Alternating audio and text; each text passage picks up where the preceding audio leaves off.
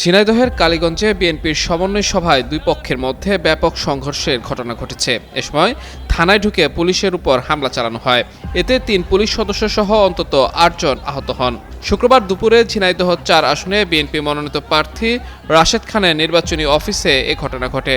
সংঘর্ষের সময় রাশেদ খান উপস্থিত ছিলেন। নেতাকর্মীরা জানায়, শুক্রবার সকালে ত্রয়োদশ জাতীয় সংসদ নির্বাচনে ঝিনাইদহ ৪ আসনে বিএনপি প্রার্থী রাশেদ খানের পরাজিত হওয়ার কারণ নিয়ে মহারাজপুর ইউনিয়ন বিএনপির সমন্বয় সভা চলছিল।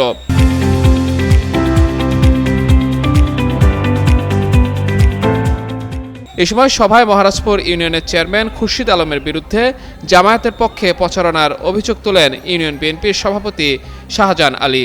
এ নিয়ে দুপক্ষের মধ্যে বাকবিতণ্ডা হয়, পরে হাতাহাতির ঘটনা ঘটে।